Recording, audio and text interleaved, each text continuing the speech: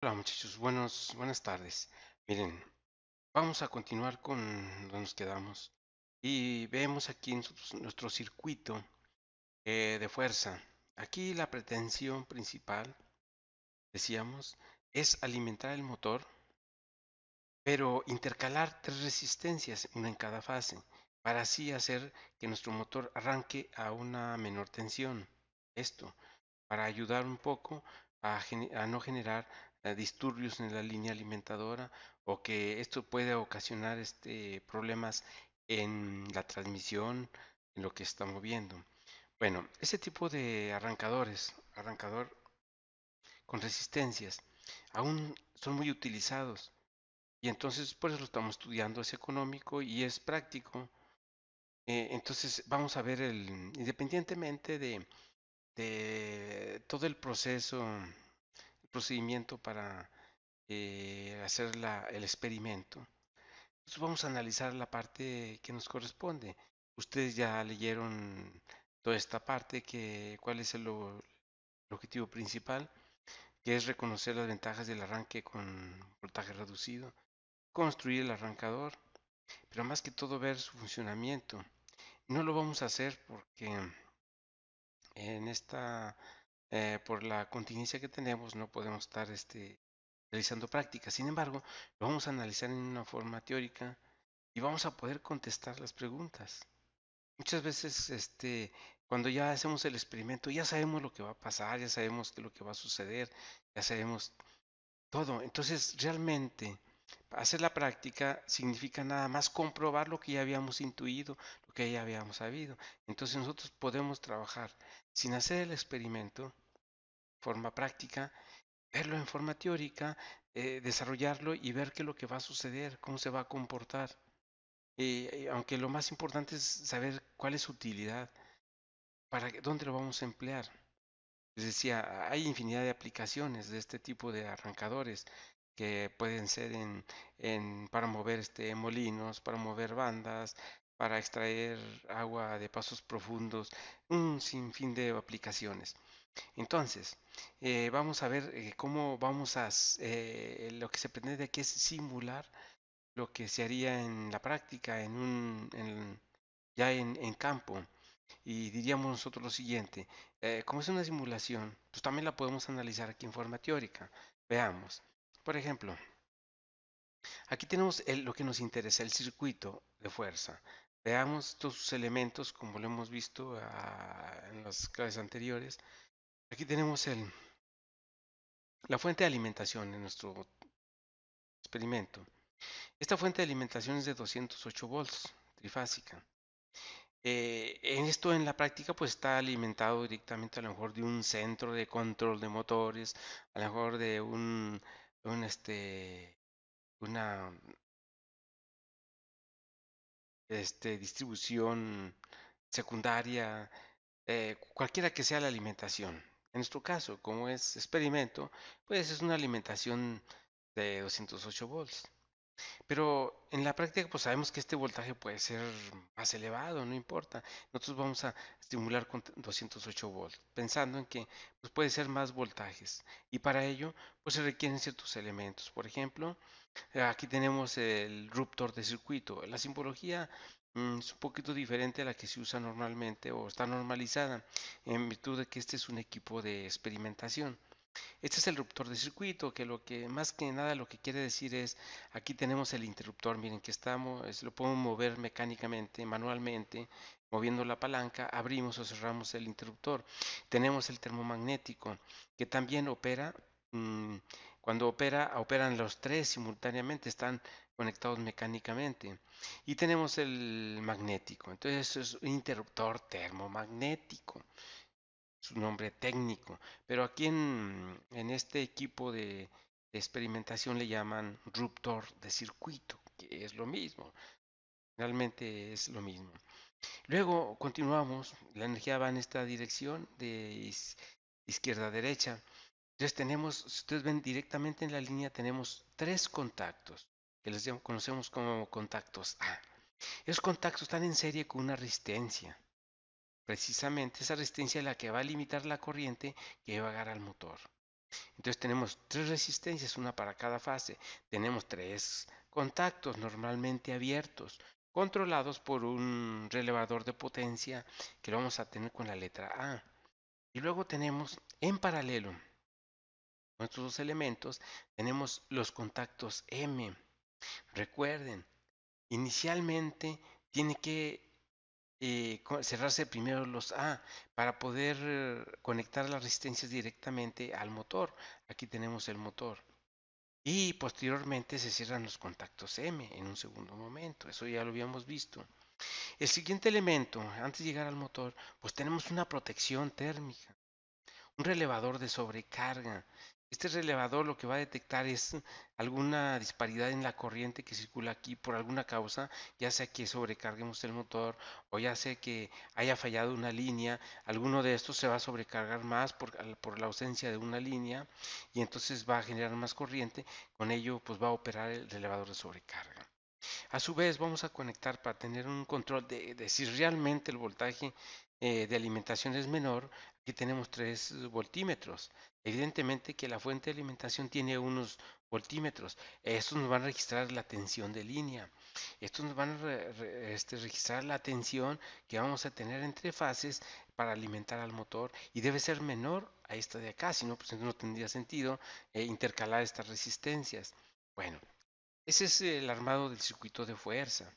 En nuestro laboratorio, pues nosotros tenemos que conectarle de alguna manera una carga, una carga. Como no es, vamos a simular todo, pues le vamos a cargar y le vamos a conectar nosotros un generador como carga. El estudio de esto no nos corresponde, pero lo ponemos ahí el circuito porque lo estamos utilizando como un elemento de carga para el motor. Este generador va a ser movido por medio de una flecha que tiene conectado la armadura del generador. El generador, su funcionamiento no lo vamos a estudiar porque no corresponde en este momento. Nada más lo vamos a tener como carga. Y luego, evidentemente, vamos a hacer varias conexiones aquí para hacer diferentes cargas. Por ejemplo, cuando tenemos conectado el generador a una resistencia de 120 ohms, pues el motor tendrá que desarrollar cierto par de arranque. Pero si lo ponemos en cortocircuito, si cerramos este interruptor y lo ponemos en cortocircuito la armadura, pues este se va a forzar al motor para que genere más torque o más torsión. Pero a su vez le vamos a conectar a la flecha un volante de inercia. Este volante de inercia, el objetivo es que el motor en su arranque sea más lento, o sea, disminuir la velocidad de arranque para no generar problemas y también pues al detenerlo pues también va a generar una inercia que va a hacer que se detenga un poco más de tiempo. Bueno, para lograr eso necesitamos nosotros, simulando que nuestra tensión es alta, digamos 660 o no sé, un voltaje mucho mayor, ¿no? Pues evidentemente para nuestro circuito de control, que es el que tenemos aquí abajo, requerimos una tensión apropiada. Regularmente el control lo manejamos siempre en un voltaje de 110, 120 volts.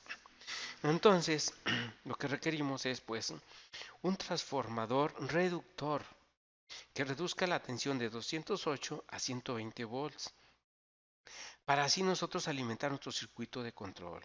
Este circuito pues, está arreglado de tal manera que lo vamos a ir analizando en escalerita. Primero la línea de arriba, después la de abajo, así como va sucediendo las cosas para ver cómo funciona. Aunque ya habíamos visto este tipo de, lo vimos en el video anterior, ya habíamos visto cómo funciona, pues lo voy a repetir rápidamente para ver nuestro propósito. También agregamos dos lámparas, una verde y una roja. Cuando la lámpara verde se prende, es atención, algo está sucediendo, porque a lo mejor hay un problema en el motor.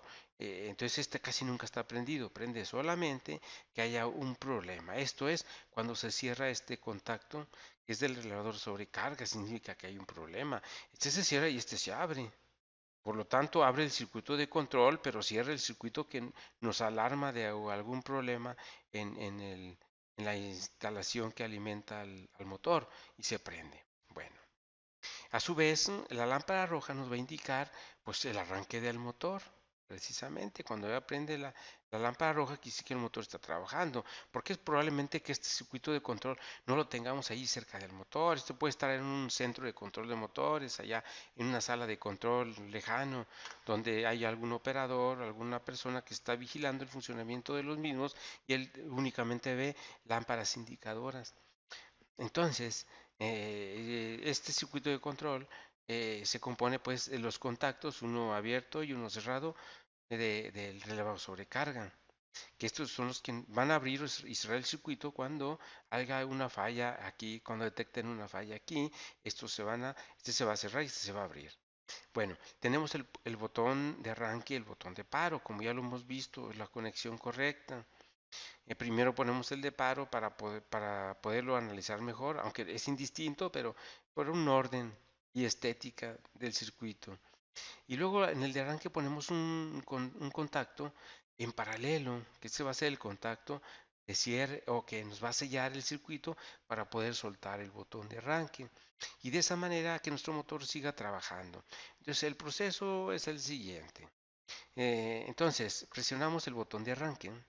La energía pasa directamente al contactor A, que en ese instante se cierran estos contactos A, dando lugar al paso de la corriente al motor, no sin antes tener que pasar por la resistencia, provocándose en la resistencia una caída de tensión. Esa caída de tensión pues reduce el voltaje aplicado al motor, que era nuestro propósito. Bueno, entonces en ese contacto A cierra también este contacto. De esa manera podemos soltar el botón y la energía ya va a pasar por el contacto este A, que es el contacto de cierre. Y a su vez se energiza simultáneamente la bobina TR, que es un relevador de retraso de tiempo. Este es lo importante que tenemos aquí para poder controlar. Al energizarse esto, este va a estar trabajando como si tuviera un reloj interno y a los segundos que hayamos calibrado, pues este va a operar dando lugar a que se va a cerrar este contacto, TDC, TDC. Ese contacto se va a cerrar en un determinado tiempo porque este es un contacto de retraso de cierre. Y entonces, en ese momento, pues va a dejar pasar la energía por aquí, dando lugar a que se energice la bobina M y se encienda la bobina R, que es cuando nosotros ya estamos viendo nosotros que realmente el motor ya está trabajando con una tensión reducida. A su vez, cierra este contacto para así la energía pase directamente aquí. Y entonces ya en ese momento la energía pasará únicamente por esta trayectoria. Y con eso logramos nosotros el arranque a tensión reducida de este motor.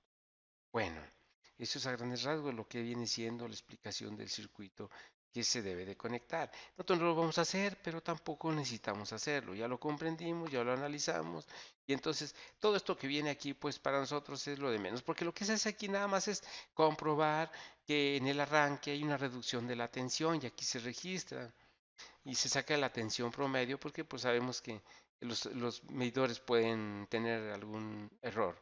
Y también se determina la torsión por amper. Ya sabemos que al reducir la tensión, pues se reduce también la torsión. Recuerden que la torsión es el par que desarrolla el motor. Entonces se reduce precisamente para no dañar el equipo conectado mecánicamente. Ese es el objetivo de este experimento, que tengamos nosotros esas características. Y ya con eso, no estamos en condiciones de contestar las siguientes preguntas. Por ejemplo, dice, anote dos razones de utilizar arranque a tensión reducida en un motor de inducción trifásico. Ya lo mencioné muchas veces. Pueden anotar dos razones, pueden tener más razones, pero con dos razones es suficiente el por qué se tiene que arrancar un motor a tensión reducida. Ahora, la otra pregunta, ¿cuál es el propósito de insertar una resistencia en el circuito del estator durante el arranque? Pues sabemos, ya lo mencioné, ya se lo voy a repetir rápidamente, pero usted lo van a escribir aquí con sus propias palabras. El propósito principal es generar en la resistencia una caída de tensión y que esta a su vez reduzca la tensión en el motor en el inicio del arranque. Ya posteriormente trabajará con la tensión nominal.